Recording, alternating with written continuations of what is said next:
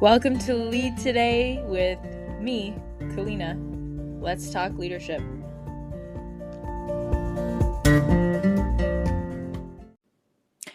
This episode would not be possible without Anchor. It's free and the easiest way to make a podcast.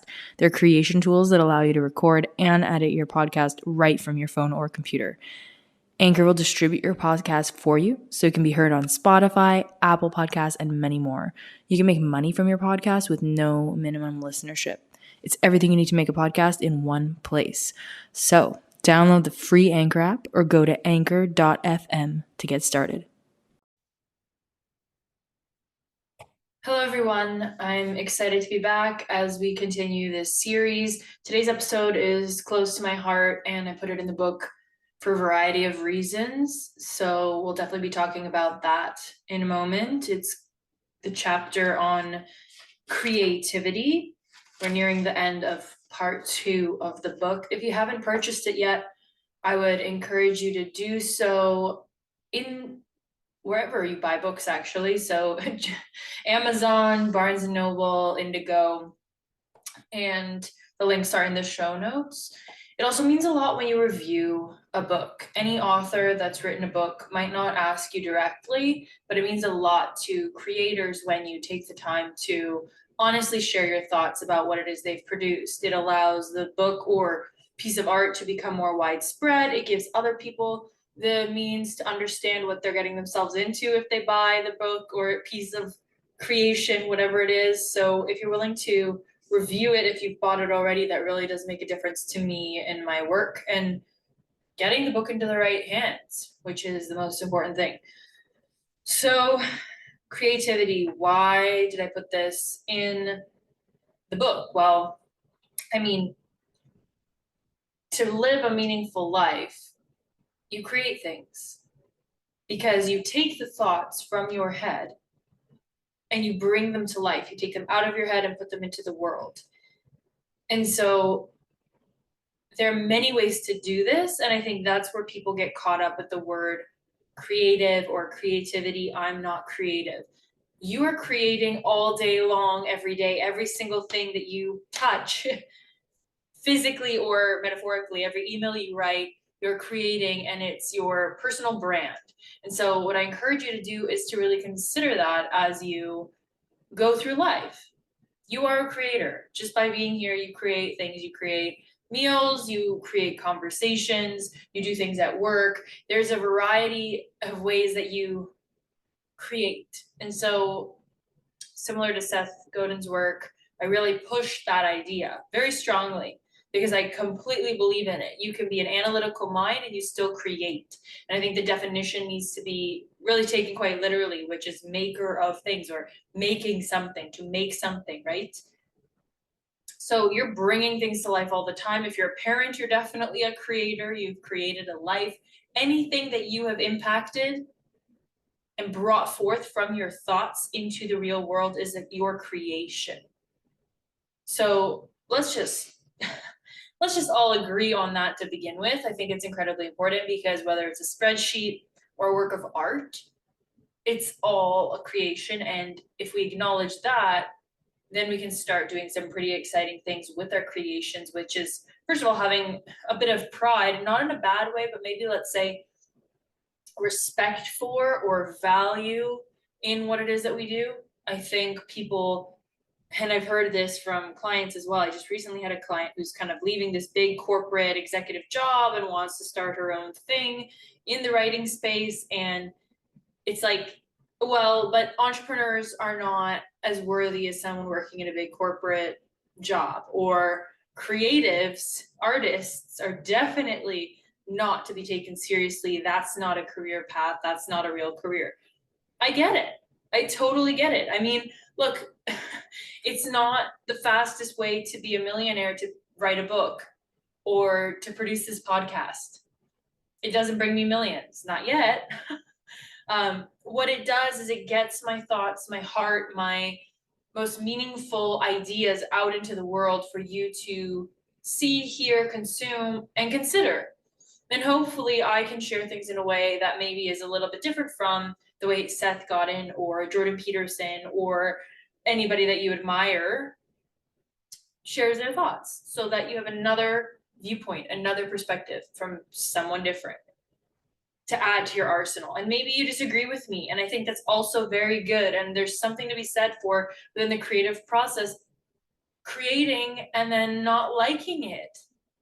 How could you possibly create without making mistakes? It's almost insane to me to even think that that's possible, that you will only create perfection in every single iteration of your creation, every single spreadsheet, every single cell, every single painting, every single word, every single page. There are typos in my book. There are typos. I edited it. I read this book. My goodness, did I read it over and over and over again? Editors read it, multiple editors, proofers, like people read the book, and stuff still just fell through the cracks. It's not perfect. My book is not perfect. Your creations might not be perfect from an error-free perspective, but you have to iterate on things. So another thing I think we have in our minds about creativity is some people are just gifted and creative and other people don't have it. You got it or you don't. No, absolutely not. Talk to any creative person from an artistic perspective and let them tell you how much they iterate, how many things they create, how many things they don't let the world see, which, by the way, is such a sad state of things, because you should let the world decide and see, and at least share it with someone, that you feel comfortable with. You don't have to be somebody that's public or in the online space or be out there and advertise your stuff. I mean, if you want to make it so, and here's the distinction. If you're going from hobby to career, then yes, that's the bridge that you need to traverse to get to career. From hobby to career is, I'm willing to market and sell this for a price. There's value in what I'm creating. I'm not just going to give it away as a gift. I'm going to market it, share it with people, get the word out. That makes it into a career. So it's not actually being creative that makes something a career. It's the willingness to share it and the willingness to market it, that bridge that you have to cross in order for it to be sold in a marketplace to people. Right? And I understand that people say, well, that takes the fun out of the creativity, whatever it is. Once I share it with people, that takes the fun out of it for me. No problem. Right? But whatever your day job is, whatever you're doing all day long, you're creating. So if you have a hobby that you wish you could do all day long, that is the bridge that you can cross to be able to do it all day long, is to sell it, is to make money from it, right? So, I mean, consider these things. Nobody's here to tell you you have to be an artist. I'm not trying to convert anybody to anything in my book. I'm asking you questions to consider and stimulate your thinking in a different way. That's another thing I just want to say about being a creative. I think that it can be provocative, especially artists of some kind, or authors, people that put thoughts and ideas out into the world, visually, through writing, kinesthetically, sculptures, speakers. I'm putting ideas out into the world. I'm putting them out into the world to be potentially a little bit jarring. I mean, not intentionally to provoke you, but as a coach, even, I'm here to ask questions. So if I stop asking questions as a coach, I'm literally not doing my job. And through coaching, we're creating new ideas. So it's not tangible. People wonder, is it valuable? Well, yeah, because if you were on this trajectory and then you speak with someone, coach or otherwise, friend, therapist, confidant, mentor, boss, whoever, person at the coffee shop, one conversation, one sentence, one word can change the trajectory of your life. If somebody really kind of gets to your heart, if they really penetrate to your heart and change your mind, you're on a completely different life path from one conversation, one word, one sentence with one person, which is so exciting, right? And I do aim for mindset shifts with clients in every session. Depends what people bring and what they want to work on. No guarantees there, but it is what the aim is of the session. How are you thinking differently as a result of this conversation? What have you What new awareness have you come to as a result of this discussion? Definitely a question I'm asking. So, are you willing to see the world differently? Consider different angles. I think it's just so interesting how today, I don't mean to be ranty or upset. I'm not necessarily upset, but it gets me quite passionate to just say, well, really? I can't write something in my book that you disagree with without you just canceling the whole book? How is that? How does that make any sense? Do you know how many books out there are that I really admire, but there's a section or a page or an element that I don't like, but people want to throw the entire individual out with one singular creation? How can we possibly be doing this to people? You can't judge an entire book by one page. Now, of course, if there was blatantly hateful rhetoric, if there was something, but let's go down this rabbit hole a little bit. I wasn't intending to do it in this episode on creativity, but there's something there, I think, around creativity. So look, you can create and you can be writing one thing. So let's see. When I was writing the book, I didn't mention Hitler, didn't have a place in my book. But when the book came out, on the publisher's website, there was my book, and then underneath, they had recently published a book about Hitler, the history of Hitler and Stalin, and there's this history book, right? But you see kind of Hitler, Stalin, and this picture of Hitler underneath my book. And my first reaction was, well, this is awful. My creation, my book is being associated with something negative. Now, maybe that's true, and people's perceptions will take it that way. And I did want that taken down, and that was definitely my knee-jerk reaction, right? Don't associate my book with this. This is bad. And yet it's interesting because the book itself is a history book shining light on what an awful result came from this individual and their plans and their strategies and what they did in their life. So, just because you write a book about Hitler doesn't mean you're glorifying him. And that's the interesting thing. And it doesn't mean that you agree with what that person has done, or you don't agree with everything they've done. Like in my book, right, in Memorable, there are a bunch of mentors. And you might not like every mentor. And let me tell you something. If I judged each person on the basis of every single thing they've ever done or said, I can assure you I would never, ever have been able to finish the book. I would have zero mentors. Because everyone has said and done things that are mean, hurtful, rude, insensitive, wrong. Every single person makes mistakes. Every single person says things that are not perfectly crafted. Everyone. And so if we're going to hold people to a standard of not being offensive or not being provocative or not making just mistakes and saying the wrong thing according to your life and world view, if you're going to throw somebody's entire body of work, legacy, them as a person, if you're going to throw them out or cancel them in your mind because of one thing they say, I think you really need to look at yourself and say, are you going to do that to yourself? Are you willing to do that to your family members? Is that fair? Would you want it done to you? It's almost ludicrous. It's ridiculous to even have to say this on a show, to say every single sentence I say is not going to be perfect. How could it be? Are you perfect with every single thing you say? If you are, please get in touch. I want to know how it is that you're doing what you're doing. And you could say, okay, well, but people that are putting themselves out there, I'm on this podcast having a public discussion, so I'm making a choice, right, to put this out there, to have it be permanent, to have it be publicly available. That's different from a conversation I have behind closed doors. I would really challenge your thinking.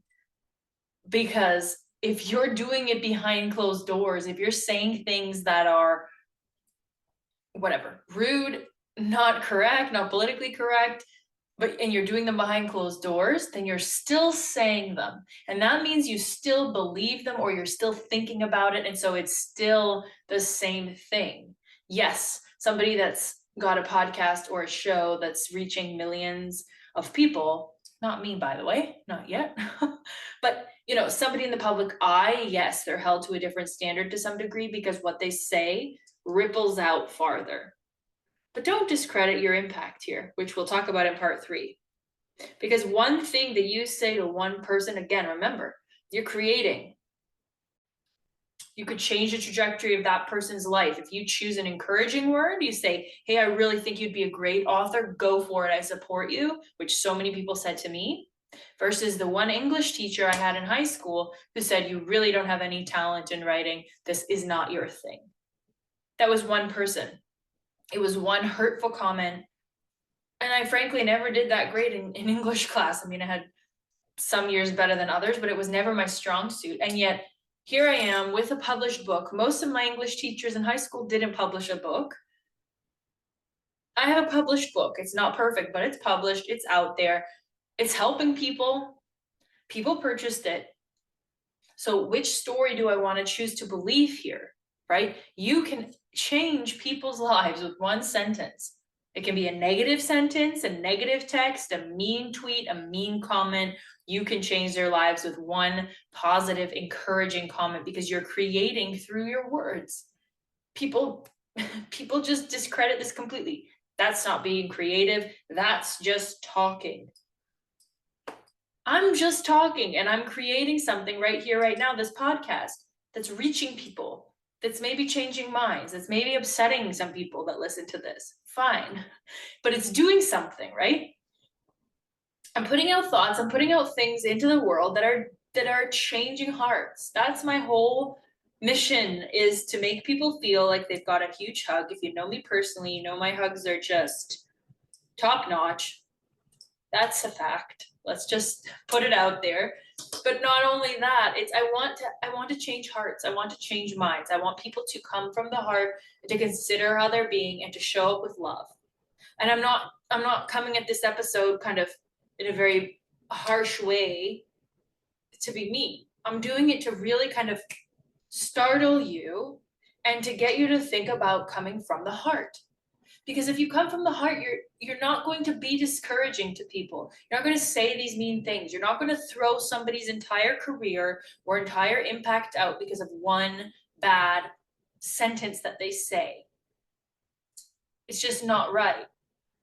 I've built a career. And if you want to cancel me because of this one episode or one thing I say, I mean, where do we draw the line? Where do we draw the line on offensive? Again, and this is difficult too, right? Are you being consciously and intentionally malicious with what you're saying? I think intent matters. And that's another thing that's kind of gone out the window, is creation doesn't matter. It's how it's received. But most of what I create, I don't know how it's going to be received. Some things that I post get more likes than others. People enjoy certain stories on Instagram, certain podcast episodes. While I'm recording this right now, I have no idea which episode people are going to like or dislike, which ones they'll listen to more or less. It's actually kind of part of the fun for me, is putting out episode after episode after episode and seeing, wow, people loved this interview. They loved this solo episode. They didn't really love that. You've got to get really good at rejection and just creating for the sake of creating. I love doing these episodes. There's so many that I haven't aired. I've recorded so many things that are not on air because whatever, they weren't right for the time. I didn't get to it, whatever the case may be. There are lots of episodes that have not been aired on the podcast. So be creative for the sake of it, for the fun of the experience of this, me talking with you, I enjoy this. That's why I'm creating in this way. How do you enjoy to create in your life? And you know what? People are going to criticize you for your creations. You don't need those people around. You don't want those people around because they're holding you to a standard that just isn't human. It's not even, I mean, even machines make mistakes. So, you can't bat 10 out of 10 every time. Maybe 10 out of 10, but not 100 out of 100, 1,000 out of 1,000. You will have a margin of error, however slight. So go for it. Is it better to create one thing and make sure that it's absolutely perfect and then no one sees it? Or 1,000 things and a couple of them just don't work out? You decide. I've given you my perspective, but you decide. And remember that you're creating every single day with everything you do. You're leaving your mark on what you're doing. You know, I'm signing the books to go out. There are 500 books that I need to sign from the first print. And when I look at some of the signatures, it's like, man, that's ugly. I don't like my handwriting. I get really critical of myself. You know what? Not every signature looks the same. Not every note that I've written, I'm writing specific personalized notes to every single person that wrote this, that bought the book. Not everyone looks great. My handwriting, like my mom's handwriting is much nicer than mine. Talk about a skill, right? She's got that, she's definitely got beautiful creativity when it comes to the way she does cursive handwriting. It's stunning. I do my best. And then I leave it at that.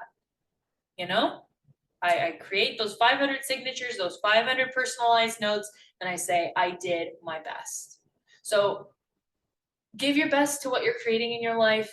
Examine what it is that you're creating, because that's what brings a life filled with meaning, is creating things that you are proud to say, hey, here's my book. This is what I did. Knowing that it might not be 100% perfect, knowing that people will criticize it, knowing that people will have their words. You show up, you be proud of it. You say, here's what I did. So I hope you continue to create. I hope that you know you're a creator no matter what it is you do. And I want to thank you so much for listening into the show. If this was valuable for you, please do like, comment, share it with somebody that could benefit. I hope to see you in the next episode, all about trust.